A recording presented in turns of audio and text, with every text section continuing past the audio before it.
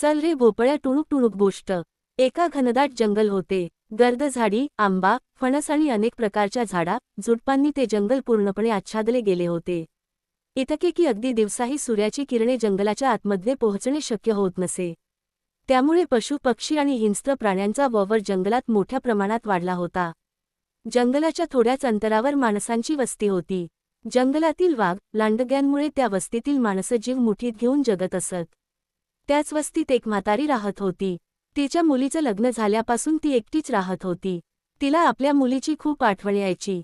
म्हाताऱ्या आजीबाईने एक दिवस आपल्या लेकीकडे जाऊन तिला भेटायचं ठरविले। पण अडचण ही होती की तिच्या लेकीचं घर होतं जंगलांच्या पलीकडे। लेकीला भेटण्यासाठी तिला जंगलाच्या वाटेने जावं लागत असे।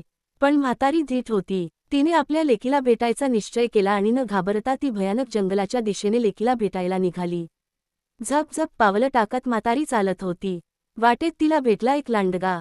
तो म्हणाला, "ऐ म्हातारे, भूक लागली मला, मी खातो आता तुला." म्हातारी मनातून खूप घाबरली पण तिने तसे दाखवले नाही।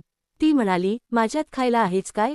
नुसती हाडे, लेकीकडे जाईन, 4 दिवस राहीन, तूप रोटी खाईन, जाडजूड होऊन येईन, मग तू मला खा." लांडगा म्हणाला, "तू बोलत तर खरं आहेस, पण लवकर ये हां, मी वाट पाहीन." म्हातारी म्हणाली, "अगदी खरं." लांडग्यांनी तिला जाऊ दिलं। म्हातारी पुढे निघाली। मग तिला भेटला एक वाघ। तो म्हणाला, "म्हातारे, खातो आता तुला." म्हातारी म्हणाली, "वाघोबा, माझ्यात खायला आहेच काय?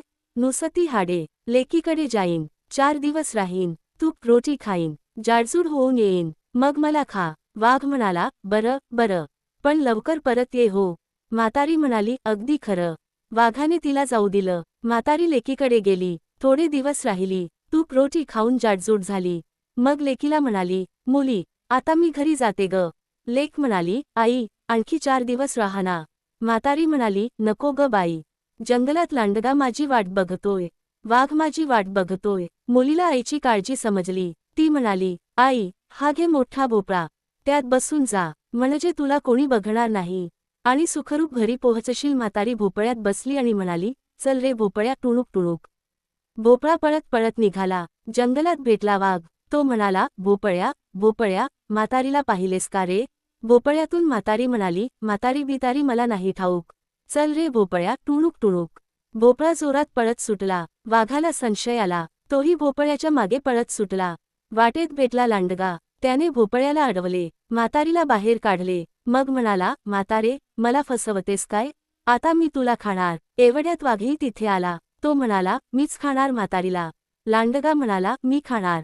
वाघ म्हणाला, "मी खाणार." दोघांचे भांडण जुंपले। ते पाहून